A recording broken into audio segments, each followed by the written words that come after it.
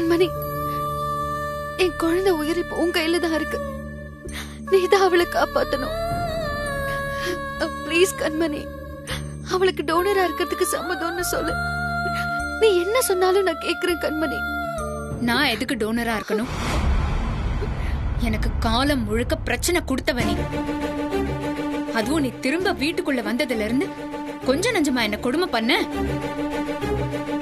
பணம் கேட்ட போயெல்லாம் எப்படியெல்லாம் அவமானப்படுத்தின. போதாத குறைக்கு உன் புருஷன் என்னடான்னா மட்டு மரியாதை இல்லாம என் புருஷன் மேலேயே கைய வச்சாரு.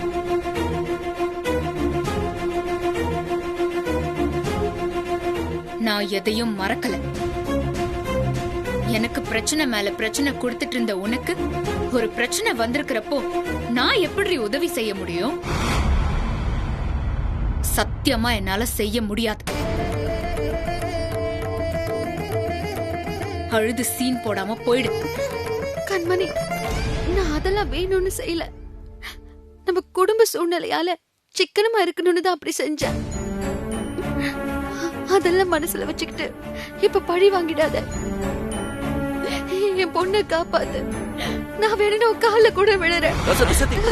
என்னது இது? எதுக்கு இவங்க கால விழ போற? வேணா விடு. இல்ல மாமா, இப்ப நமக்கு தன்மானம் முக்கியம் இல்ல, நம்ம பொண்ணோட உயிர் தான் முக்கியம். அதனால கண்மணி கால விழுறதுல ஒண்ணு தப்பே இல்ல மாமா. தெரியும்டி, உனக்கு காரியம் ஆகணும்னா நீ கால்ல விழக்கூட தயங்க மாட்டேன்னு எனக்கு நல்லாவே தெரியும். ஆனா அதுக்கெல்லாம் மயங்க மாட்டா இந்த கண்மணி. நீ என்னதான் பண்ணாலும் ஒரு காலமும் உன் பொண்ணுக்கு டோனரா இருக்க நான் சம்மதிக்கவே மாட்டேன். அது மட்டும் நடக்கவே நடக்காது.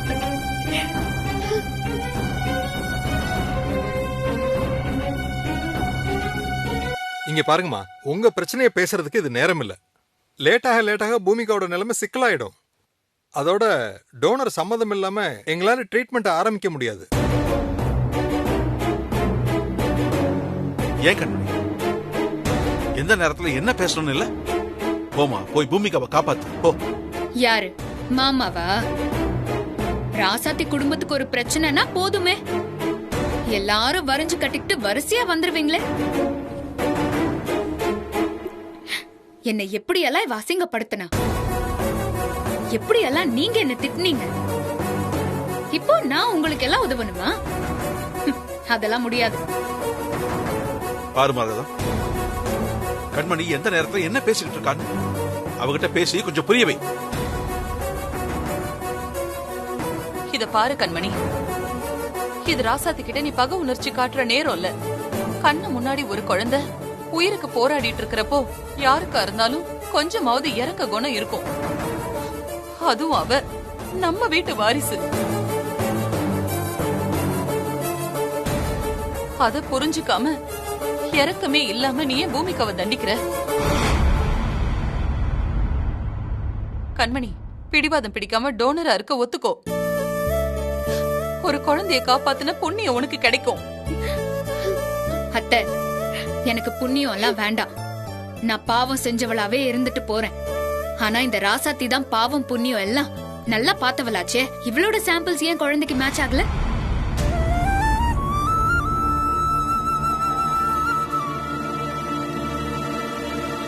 அப்போ உண்மையிலேயே பூமிகாவை இவதான் பெத்தாளா இல்ல வேற யாராவது பெத்தாங்க? அண்ணி, நான் வடக்கமா பேசுங்க. வாய் இருக்கிறதுனால எது வேணா பேசலாம் நினைக்காதீங்க. என் பொண்ணு பேசுனதுல என்ன தப்பு இருக்குங்கிறேன். உன் பொண்டாட்டி நல்லவளா இருந்தா அவளோட சாம்பிள்ஸ் பூமிகாவுக்கு ஒத்து போயிருக்கும்ல.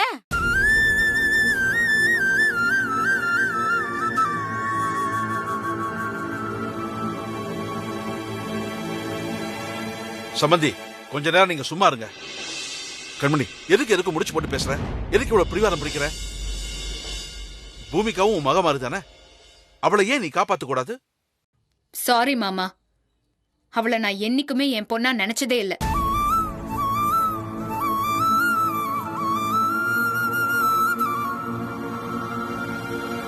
அவளுக்கும் எனக்கும் எந்த சம்பந்தமும் இல்ல. அவளை யாரு பெத்தாங்கன்னே எனக்கு சந்தேகமா இருக்கு.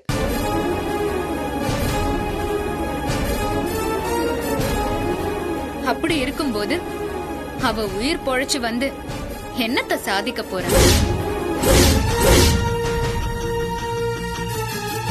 போனா போகட்டும், அந்த பூமிகா செத்து தொலையட்டும்.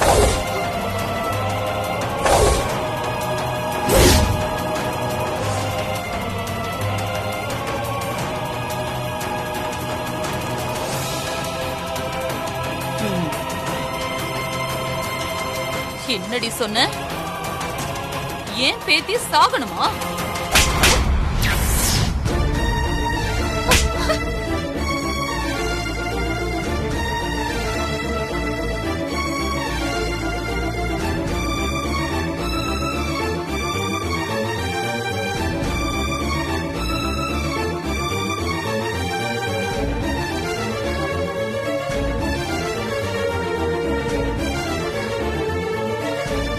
எல்லாரும் முன்னாடியும் அடிச்சு அவமானப்படுத்திட்டீங்கல்ல.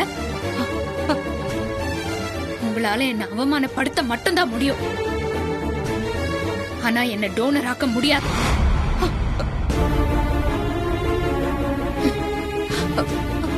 கண்மணி, கண்மணி, கண்மணி நில்லு. கண்மணி, கண்மணி.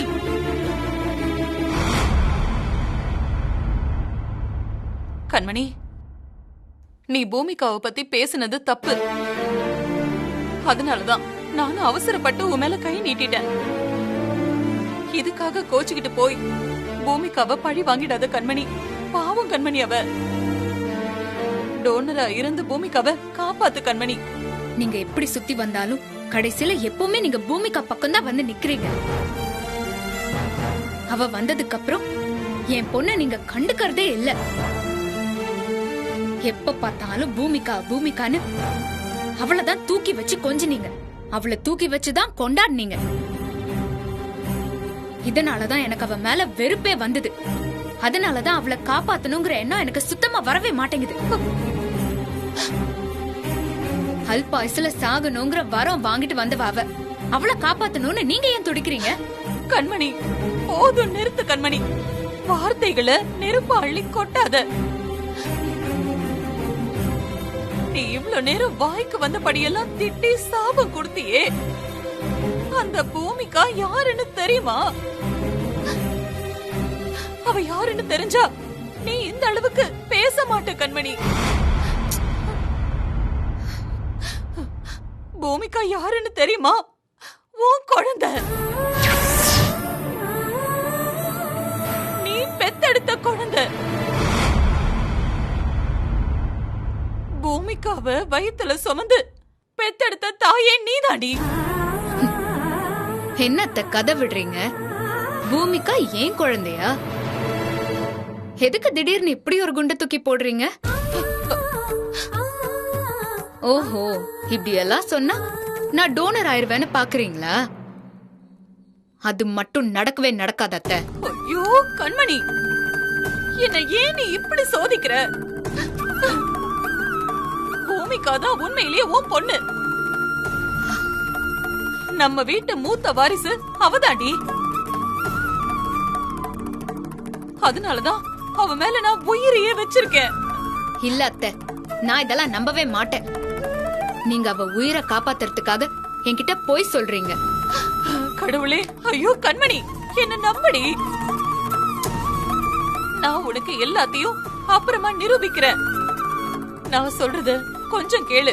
பூமிகா உன் குழந்தைதான். அவ பிறந்தப்பவே செத்து போயிட்டான்னு டாக்டர் சொன்னாங்க. அது தெரிஞ்சா நீ மனசு ஒடிஞ்சிடுவேன்னுதான் நான் தான் ராசாத்திக்கு பிறந்த குழந்தைய உன்கிட்டயும் உனக்கு பிறந்த குழந்தைய ராசாத்திக்கிட்டயும் மாத்தி வச்சிட்டேன்.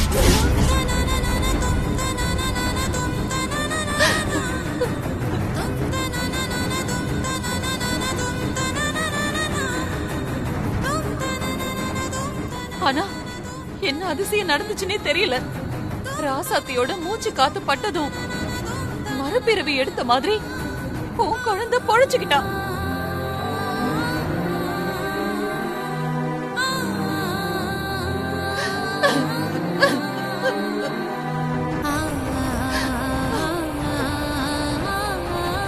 நான் யாருகிட்டயும் இத்தனை வருஷமா இத பத்தி சொல்லாம எனக்குள்ளேயே ரகசியமா வச்சிருந்தேன். இன்னைக்கு பொண்ணாலேயே எல்லா உண்மையையும் நான் போட்டு உடைக்க வேண்டியதாயிடுச்சு.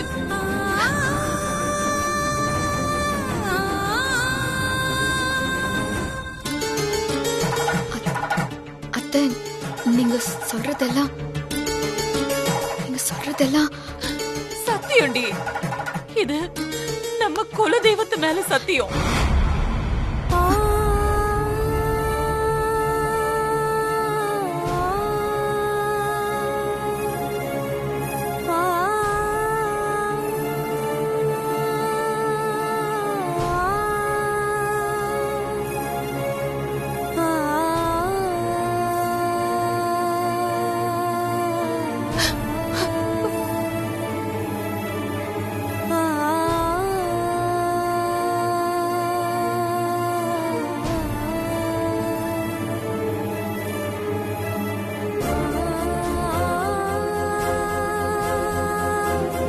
பூமிக்காதான் நீ சுமந்த பெத்த பொண்ணு.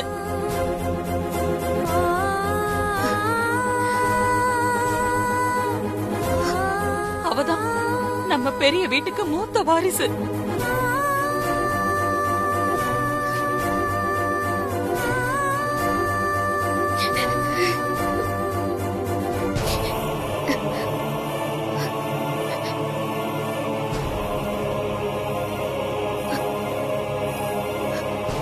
என்னத்த சொல்றீங்க? அந்த பூமிகா ஏன் பொண்ணா? ஆமா, நம்ம பெரிய வீட்டு மூத்த வாரிசு பூமிகா தானா? ஆமாண்டி. ஐயோ ஐயோ, இது கூட தெரியாம வார்த்தையால அவளை கரிச்சு கொட்டி இருக்கேனே. என் குழந்தைக்கு நானே சாபம் எல்லாம் கொடுத்திருக்கேனே. கண்மணி, இத பத்தி எல்லாம் பேசிட்டு இருக்க இப்ப நேரம் இல்லடி. நம்ம பூமிகா உயிருக்கு போராடிக்கிட்டு இருக்கா. இப்ப உன் பொண்ணை காப்பாத்த அந்த ஆண்டவனா பார்த்து உனக்கு ஒரு சந்தர்ப்பத்தை கொடுத்திருக்கான். முதல்ல போய் நீ அவளை காப்பாத்து கண்மணி. உன் கடமையை செய் கண்மணி. இல்லனா நீ வாழ்நாள் பூரா வருத்தப்பட்டுக்கிட்டே தான் இருக்கணும். பூமிகா என் உயிரத்தை, அவளுக்காக என் உயிர் வேணும்னாலும் கொடுப்பேன். வாங்கத்த, முதல்ல போய் அவளை காப்பாத்தலாம்.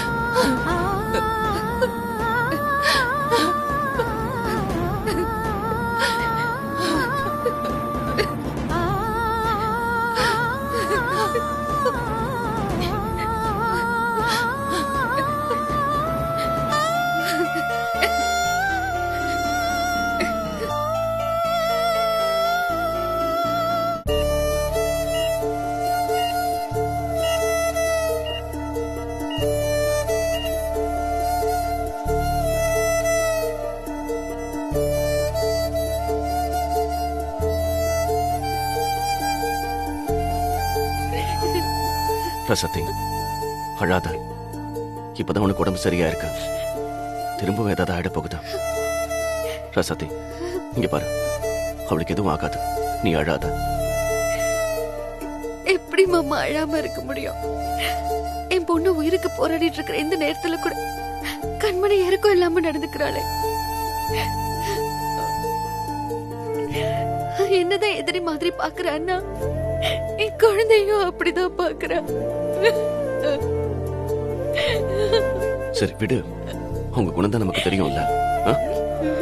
அவங்க இப்படி எல்லாம் நடந்துக்கலன்னா தான் அதிசயம். இப்ப என்ன பண்றதுன்னே தெரியலையே. மத்தவங்க சாம்பிள்ஸ் ஒத்து போகலன்னா பெத்த தாய்னா என்னோடது கூட ஒத்து போகலையே. அதுக்கு கூட அதிர்ஷ்டம் இல்லாத பாவி ஆயிட்டேன்னு. ரசத்தி, அழாத. பூமிகாவுக்கு டோனர் கிடைக்கிற வரைக்கும் எனக்கு நிம்மதியே இல்ல மாமா. இங்க பாரு ரசத்தி, நீ எப்படி இடிச்சு போனா நம்ம பெரியவங்களுக்கு யாரு தைரியம் சொல்றது? பூமிக்கா நிச்சயம் எழுந்த வருவா. நம்பிக்கையோட எல்லாம் நல்லபடியா நடக்கும். நீ ஒன்னும் கவலைப்படாத ரசத்தி. நம்ம குடும்பத்துல இருக்கிறவங்க ஸ்டெம் செல்ஸ் தான் பூமிக்காக்கு மேட்ச் ஆகுது. ஆனா எனக்கு தெரிஞ்ச ஒரு என்ஜிஓல இந்த மாதிரி ஸ்டெம் செல்ஸ்லாம் டொனேட் பண்றவங்க நிறைய பேர் இருப்பாங்க. அதனால நான் அந்த ஆபீஸ்க்கு போயிட்டு யாராவது ஒரு டோனரை பார்த்து ஏற்பாடு பண்ணி கூட்டிட்டு வந்துடுறேன். இந்த பாரி போற போக்க பார்த்தா அந்த பூமிக்காவை காப்பாத்திடுவாரு போல இருக்கு. கடவுளே, இத நடக்க விடாத. அழாத ராசாத்தி. பாரி, என்ஜிஓல இதுக்கெல்லாம் ஆள் இருப்பாங்களா? பூமிகாவை காப்பாத்தலாம்லப்பா? இருக்காங்கண்ணே, கண்டிப்பா பூமிகாவை காப்பாத்திடலாம். சரிப்பா. அப்பா, அப்ப நம்ம உடனே போய் உங்ககிட்ட கேட்டு பாப்போம். வாங்கப்பா. இரு இனியா. இனியா, நீ ராசாத்திய பாத்துக்கோ, நான் அப்பா கூட போயிட்டு வரேன். இல்லம்மா, இனியா நீ இங்கே இரு, ராசாத்திய பாத்துக்க. போயிட்டு வரேன் ராசாத்தி, அண்ணே, தைரியமா போயிட்டு வந்துடுறேன். வரேன்.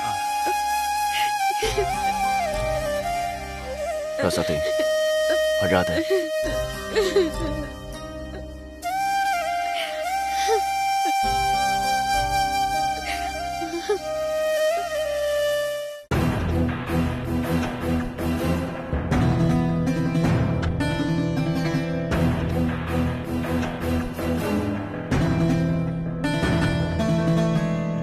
டாக்டர், கண்மணி பூமிகாவுக்கு டோனரா இருக்க சம்மதிச்சிட்டா.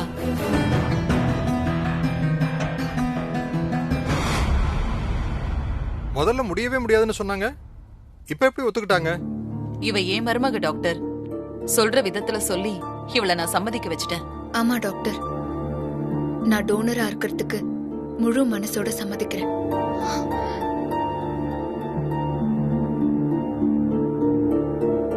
கண்மணி, என்னடி சொல்ற? ஏண்டி திடீர்னு இப்படி ஒரு முடிவெடுத்த?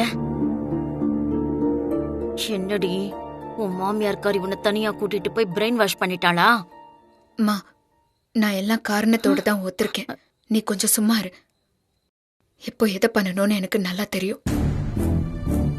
கண்மணி, நீ பண்றது எதுவுமே சரியா இல்ல. நான் சொல்றத சொல்லிட்டேன், அப்புறம் உன் இஷ்டம். கண்மணி, உனக்கு எப்படி நன்றி சொல்றதுன்னே தெரியல கண்மணி. ரொம்ப ரொம்ப நன்றி கண்மணி. நீ இப்படி மனசு மாறி வந்தது எனக்கு ரொம்ப சந்தோஷமா இருக்கு. இந்த உதவியை மட்டும் நான் வாழ்நாள் முழுக்க மறக்கவே மாட்டேன் கண்மணி. ராசாத்தி, கண்மணி செய்ய போறது சாதாரண விஷயம் இல்ல, மிகப்பெரிய தியாகம். அத நீ புரிஞ்சுக்கணும். அத்தை, கண்மணி இப்போ எனக்கு மனுஷ ரூபத்துல இருக்கிற கடவுளாதான் தெரியுறா. ரொம்ப தேங்க்ஸ் அண்ணி. இந்த உதவியை நாங்க உயிர் இருக்கிற வரைக்கும் மறக்க மாட்டோம்.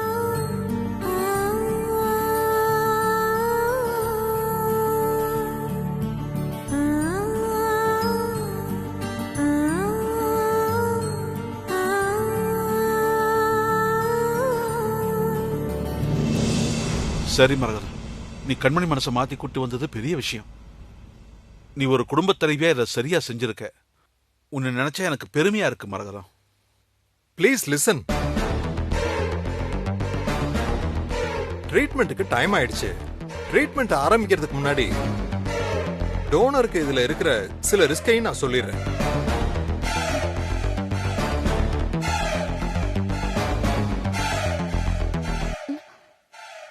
என்ன டாக்டர் ரிஸ்க்? போன் மேரோ டிரான்ஸ்பிளான்டேஷன்ங்கிறது கொஞ்சம் ரிஸ்கான ஆபரேஷன் தான். டோனரோட எலும்பு மஜ்ஜையிலேருந்து ஸ்டெம் செல்ஸை எடுத்து நோயாளியோடைய எலும்பு மஜ்ஜைக்கு நரம்பு மூலமா செலுத்தணும்.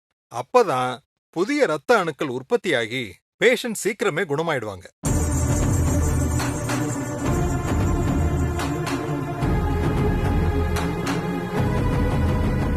அப்புறம் கண்மணி உடம்புல இருந்து ஸ்டெம் செல்ஸ் எடுத்து ஆபரேஷன் முடிச்சதும் அடுத்த 2 நாளைக்கு அவங்க நல்லா ஓய்வு எடுக்கணும். அதிகமா எந்திரிச்சு நடமாடக்கூடாது. எந்த கஷ்டமான வேலையும் அவங்க எடுத்து செய்யக்கூடாது. ஆக்சுவலா அவங்க கொஞ்சம் டயர்டா தான் இருப்பாங்க. அதெல்லாம் போக போக சரியாயிடும். நீங்க கொஞ்சம் கேர்ஃபுல்லா அவங்கள பாத்துக்கணும். டாக்டர், கண்மணி என் பொண்ணுக்கு மறு ஜென்மம் கொடுக்க போறா.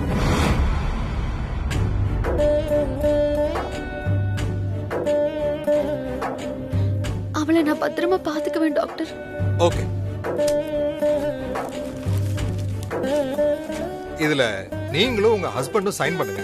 இது ஆபரேஷனுக்கு முன்னாடி நடக்கிற வழக்கமான ஹாஸ்பிட்டல் ப்ரொசீஜர் தான். இந்தாங்க.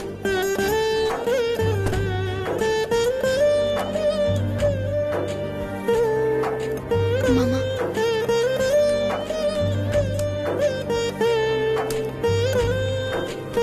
இந்தாங்க டாக்டர்.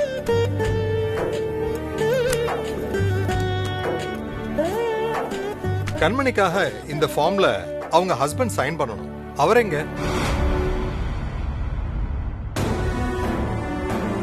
டாக்டர், கண்மணியோட புருஷன் என் பையன்தான். அவனை பிசினஸ் விஷயமா திடீர்னு வெளியூருக்கு கிளம்பி போக சொல்லியிருக்கோம். அவன் வர எப்படி ஒரு வாரம் ஆயிடும். அதனால நாங்களே சைன் பண்ணிடுறோம். அவன்கிட்ட போன்ல தகவல் சொல்லிடுறோம். இதனால பின்னாடி பிரச்சனை வராம இருந்தா சரிதாமா? அதெல்லாம் எந்த பிரச்சனையும் வராது டாக்டர். நாங்க பாத்துக்கிறோம். நீங்க கவலைப்படாதீங்க. ஃபார்ம் கொடுங்க. நீங்க சைன் பண்ணுங்க.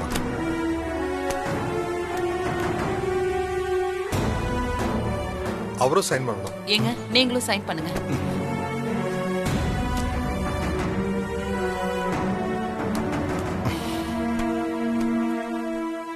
கண்மணிக்கு நாங்க சைன் பண்ணிட்டோம். பூமிகாவுக்கு பெத்தவங்க 2 பேரும் சைன் பண்ணிட்டாங்க.